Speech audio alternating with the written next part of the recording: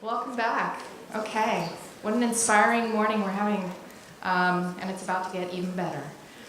So my name is Isabel Loinas. I come from the University of Oregon. I am the director of the Center for Sustainable Business Practices. This is a mouthful.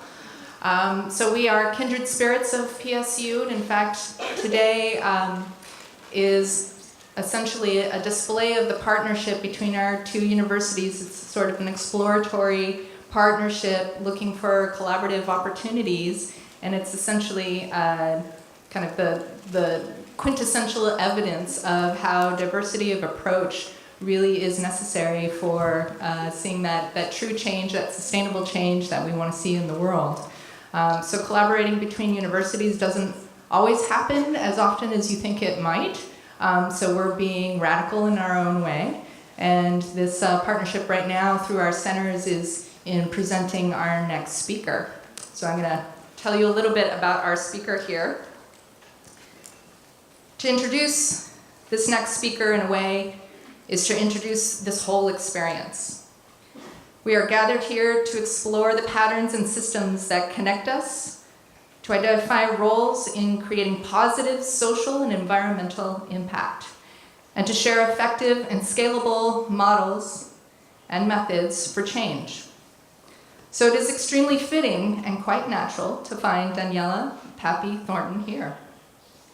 A few years ago, Daniela wrote in the Stanford Social Innovation Review, quote, "To really change a system, I believe people need more holistic set of skills, including systems thinking," check, we're doing that today, yeah? "An understanding of collaboration tools to further collective impact," yes? "And lateral leadership skills such as the ability to lead without power and to galvanize movement toward a common goal across a diverse and disjointed solutions ecosystem." And Daniela Papi-Thornton walks the talk. She ran a hybrid social enterprise in Cambodia, was a lecturer at Yale School of Management and at Watson Institute, and as the deputy director at Oxford Said Business School's Scholes Center for Social Entrepreneurship, only slightly longer than my center's title. Daniela created thriving initiatives to help people think like systems change leaders. She co-authored a book, Learning Service, focused on shifting mindsets and practices related to volunteer travel, and she continues to make tools, establish frameworks, and share ideas in venues like this. Daniela is a globally renowned educator, and we are grateful she is with us today. It is my pleasure to welcome to the stage Daniela Papi-Thornton.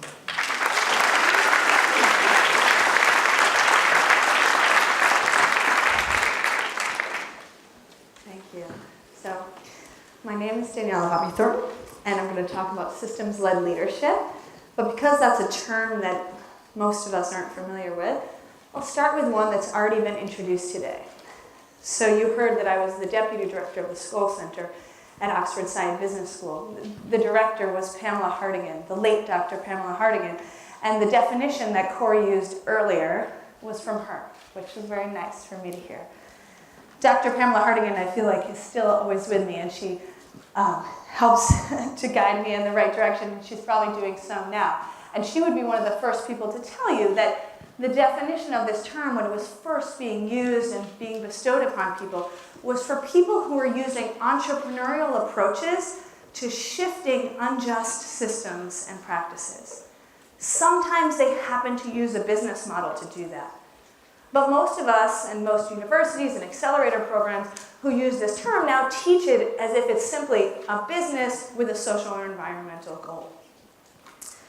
I've had the chance to work in social entrepreneurship in some form for the last 15 years, 6 of those running what I later learned was a social enterprise in Cambodia, and making a whole bunch of mistakes along the way by thinking I had the responsibility to help people, even though I didn't understand the language, the culture, the situation, the context. But I won a lot of awards and business plan competitions and was rewarded for my good work. And then I went to Oxford, studied under Pamela, worked as her deputy director, and have had a chance to teach at a number of institutions along the way, and I've seen a pattern.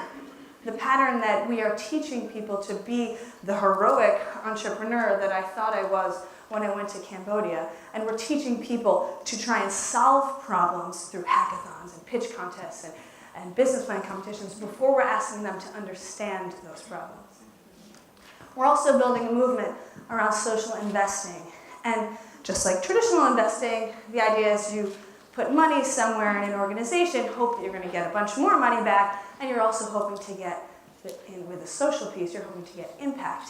And this is built, just like a lot of traditional philanthropy, was on this idea that you have to pick a winner, right? So you've got all these people saying, pick me.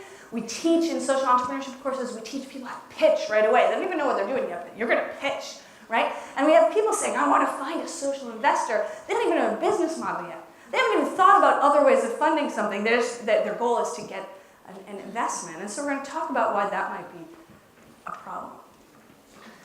And we're going to talk about how the fact that this is based on this model that says, we ask in our accelerator programs, how are you going to reach 1 million people? How are you going to scale to the size of a problem? It's based on an idea that your organization could win at solving a problem.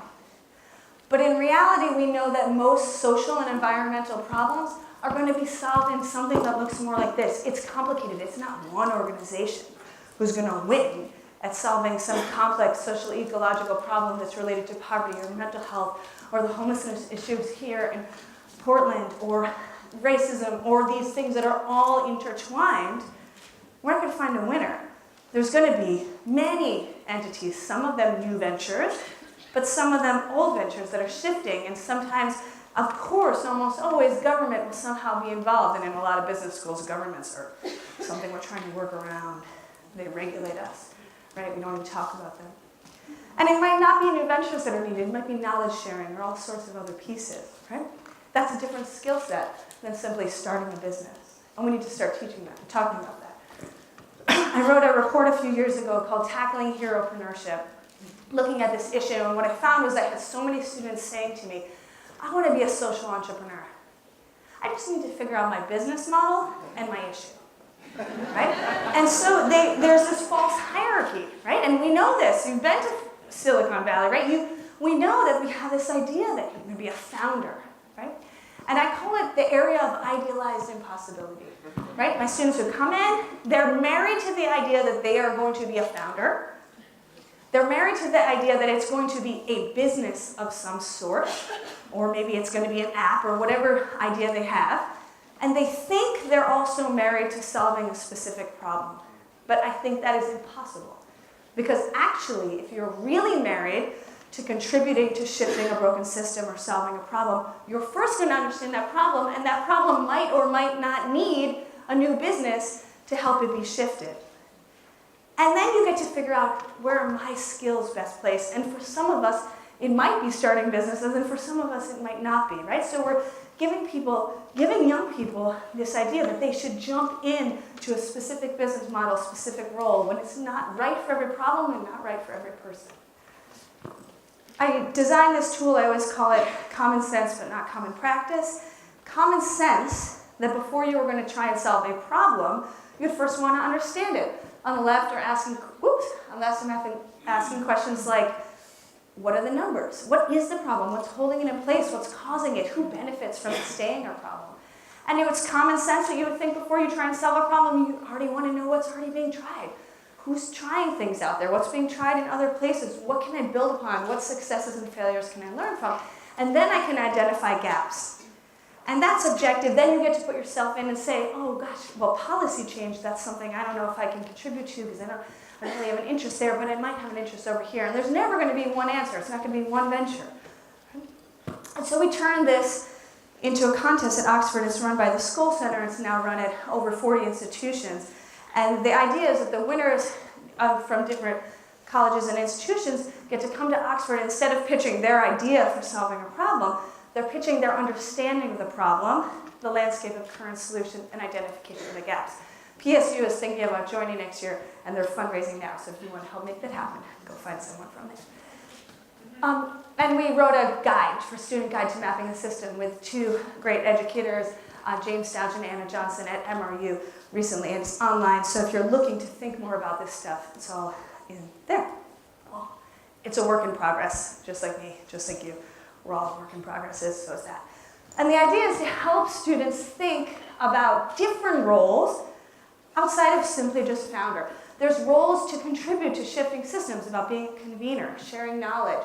There's roles of educator. You can be an entrepreneurial researcher, journalist who's trying to improve information in some sector to try and improve outcomes. You could be an existing organization that instead of use everyone else's competitors says, how can we share what we're doing so we're improving other people's outcomes?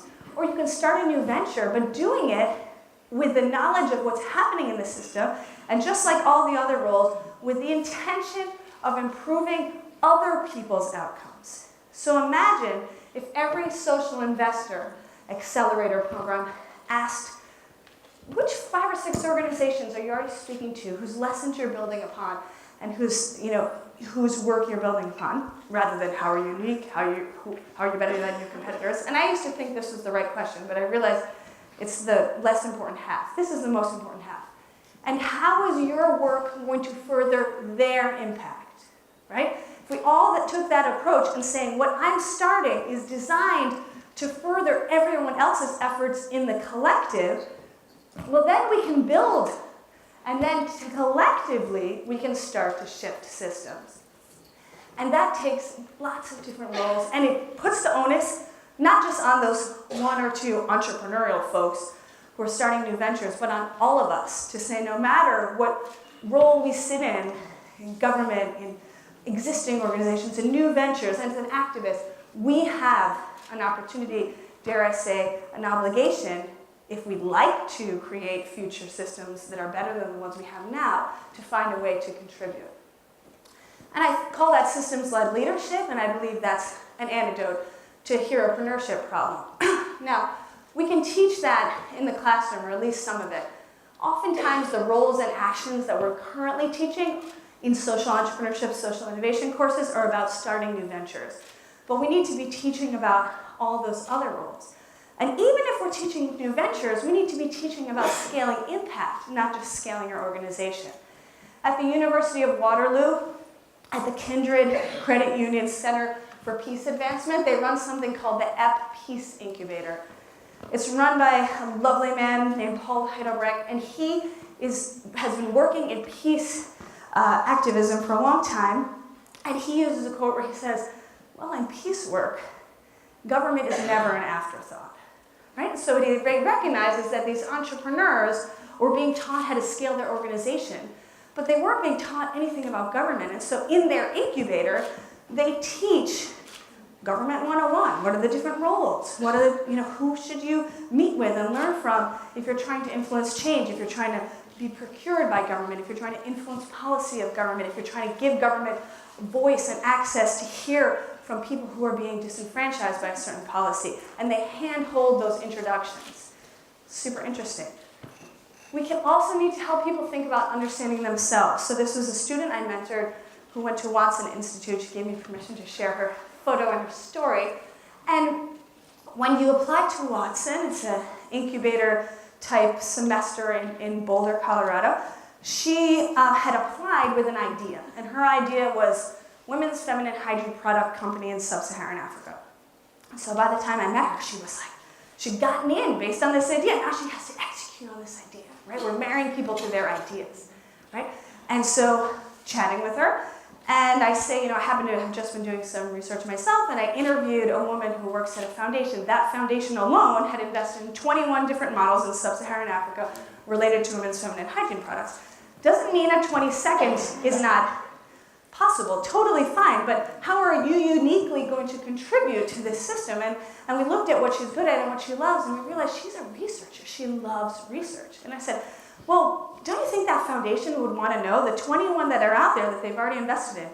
What products are they using? Who's selling them? What are their distribution models? What's working? What's not? Like some sort of analysis that might be useful for them, would be useful for all 21, plus would be useful for a whole lot of other people like you who care about this issue. And it was like I released her from these chains that she thought she had to start this new venture, and she was like, I can use the skills that I have and the stuff that I'm good at to contribute to this thing that I care about. And that's, she actually ended up getting her next job in a foundation doing research, right? And that's, I think, the opportunity we have as educators is to figure out, what do you care about? Let's marry you to an issue, if there's an issue that you care about, or a way of working, and let's help how you can use your unique skills to contribute. And we have to help people understand systems and systems thinking. And it's hard to do that if you wait till they're in grad school or college, because it's natural in my 2-year-old. It's natural in our kids, and we have beaten it out of them over years by telling them there's a right answer. And so they come into class, what's the right answer? How can we solve this?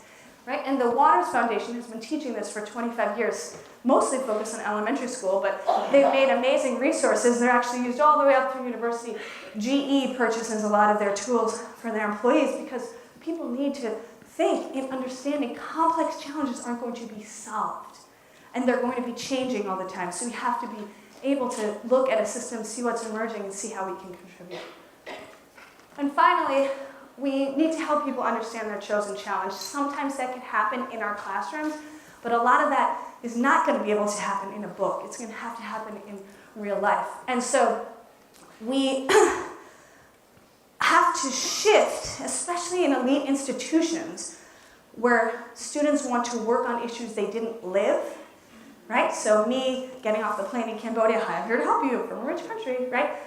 We have to start to talk about the value of lived experience, the value of lived expertise. 3 of the 5 people we just saw pitch talked about their own lived experience.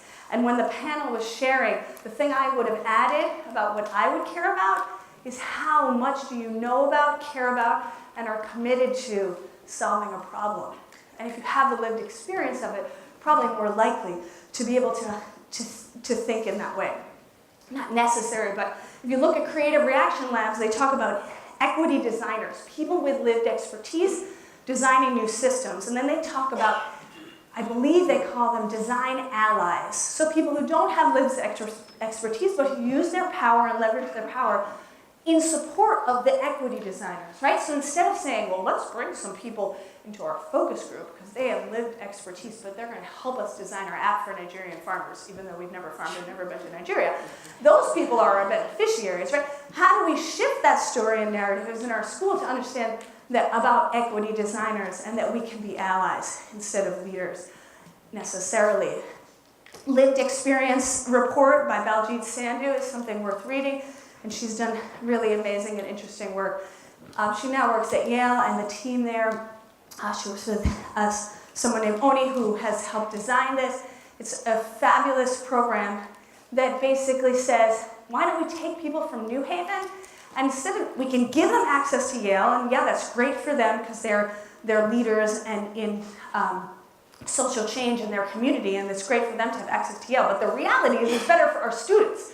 So we're going to pay these people to have office hours and pay them to be neighbors and residents at Yale so that when our students come up with ideas about how they want to intervene in New Haven, that there's people who with lived experience who can say that that might or might not be a great idea and who can support them in enacting those things and who are going to add value in the classroom. So another beautiful model that hopefully others will copy. And I think together, with all of that, then we can figure out how do we want to contribute, and we can do that through new ventures, but through any sorts of organizations. And it's about understanding, thinking about complexity and context. Okay, so I'm going to introduce you quickly to an academic model. I rarely recommend academic reading because it's usually written as if they're trying to make sure no one will ever read it, and it hurts your brain. This one's different. It's called Making Hybrids Work by Santos et al. And it's a 2x2, right? Everything in a business school is always a 2x2, right? Why? So they're 2x2. Your clients are your beneficiaries or not. Meaning you're selling your product to the people, communities who are meant to be benefiting based on your mission statement. Or if it's not, it might be you're selling to a nonprofit, they're your client, and then nonprofit's giving it away. Or perhaps your beneficiaries, the people who are meant to benefit, are doing the selling, right? So that's the first dichotomy. And the second is contingent value creation versus automatic value creation. So is the actual transaction or consumption of that service or product creating the impact, or does that not create the impact? What is the impact is the things you do around it, like the trainings and support that happens before or after the sale. So I'm going to tell you 2 stories to illuminate it. So the first one is a solar as a service company. Imagine that in a growth market, maybe a rural area that hasn't had consistent access to electricity, and you have these solar as a service companies that install solar and then you pay each month. Your beneficiary, your client is your beneficiary, right? As long as you're not selling to a nonprofit and giving it away, you're selling it directly to rural communities. And the impact is automatic. Every time they purchase and they're using these lights every month, you're saving X amount of carbon. You are saving X amount of smoke from the home. You have X more lumens of light that are helping people see and do things outside of light hours, right? Automatic. Okay, opposite corner, I was going to talk about a sandwich shop that was being staffed by ex-incarcerated people. But let's switch it and talk about diaspora coffee, right? Same kind of idea, right? So you're selling coffee, but the client isn't the beneficiary. The client is me. I walk in, I'm not a refugee, but I'm buying coffee. So now you need to satisfy me. You just sell me really good coffee, right? But the beneficiary is the person who is getting a job selling that coffee or that sandwich, right? In diaspora's case, it's recent migrants to Portland, right? So people who have recently become Portland citizens. And those people might need other support packages. That might be training. We heard about English lessons, right? If you're talking about the ex-incarcerated people, it can also there could be other support for helping find sustainable housing, whatever that might be. Those things create the benefit. It's not the sandwich eating or the coffee drinking, right? You can see how Making Hybrids Work talks about, in the first quadrant, mission drift risk is low, financial sustainability easy. In other words, you can have super cutthroat business people on your board, investors who want their money back ASAP, they want high returns, and you can just be selling, because every time you sell, your impact is tied to it. And you can see how in the bottom corner you have a high risk of mission drift, right? So if your clients aren't your beneficiaries, you're selling to me, I want a really good coffee, and you say, gosh, the people that moved here 5 to 7 years ago, they're way better salespeople, right? Let's work with them rather than people who just got here. That's harder, we teach them English, it's so hard, right? You can see how the mission can drift unless you have people with lived experience running the organization, right? This article will talk about you need to have people with lived experience on your board. You need to be holding that mission really tight, right? Because if you got that social investor who really cares more about finance, they can push you off course. Or financial sustainability, also going to be difficult. Why? Because the impact doesn't come from the coffee. It comes every time I get $1, I have to decide, do I give it back to the person who gave me money? Do we keep it, invest in business? Or do I use it for the impact, which is the English training, the support, all those things, right? So maybe a social investor isn't my best first step for financing, right? There's other paths to think about. But oftentimes we teach this is that everything is in the upper left-hand corner, right? Just like all you got to do, make a business model, you get an investor, right? And if you read this article, you can look at the other 4 quadrants. I'll give you the third. The fourth one you're going to have to read on your own. Third is microfinance in this quadrant. So microfinance, your clients, your beneficiary. I'm giving a small loan in a community that might not otherwise have access to loan products, but it's contingent value creation. And this is where the microfinance sector has gone wrong. People are treating it as if it's automatic value creation. Well, all we got to do is give out more loans. Because loan number, volume, and repayment, that's what we're measuring. We just got to get more of these out there. And the reality from having spent a lot of time in Cambodia in areas where people are taking out these loans, well, if you don't have a social security number, I can take this loan out and I can't pay that back, so I'm taking this one and I take from this one, and I'm 8 loans deep. I'm now at the same loan shark. I have 10 times as much loans as they would have had if I started with him. And I have 9 sets of social investors who not only got their money back, they get to claim 98% repayment rates, and they made money off of me, right?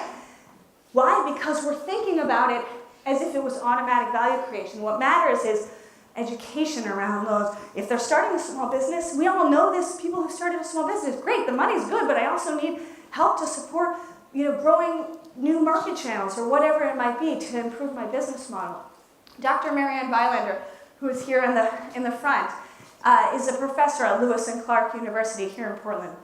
And she has been studying this for more than 10 years, mostly looking at the confluence between migration and loans. But she's written a number of articles, and this one came out recently, A Conflict of Interest. Microcredit's rhetoric of empowerment masks what is really an investment in poverty. Why? Because we're treating it as if it's automatic value creation, and it's not. And so if you have investors who care simply about getting their money back and who don't understand that, we're not taking that money and putting it back into what matters and creating value. We need to teach this so that students know that they're not all created the same. So I'm going to leave you with one last story about my bank and a founder who would share that she was trained in a social entrepreneurship model, but eventually moved to systems thinking model. Her name's Lily LaPena. She worked spent some time in Bangladesh with BRAC, one of the biggest nonprofits in the world. She learned about their financial literacy programs, came back to the UK and realized a lot of young people in the UK also needed financial literacy training. They didn't understand APRs, they didn't understand credit and starting new businesses, business finance, etc. First couple of years of this organization, they were head down. They were competing with other financial literacy organizations, creating products for schools and other youth-oriented organizations, and they're growing their venture, right? So they're in one school, they're in 10, they're in dozens. And eventually she looks up and she realizes, no matter how fast we grow, actually this system is broken, and if we want to shift that, we can't view these other people as competitors. So they partnered with a number of other organizations, one of which is called Young Money now, and together they created a cross-partisan group in government. And after a few years, they've changed the law. Every single middle schooler in the UK, by law, if you're in a government-funded school, has to get financial literacy education. They changed the law in a different group around 21-year-olds leaving foster care system. Now they're required to get financial literacy education.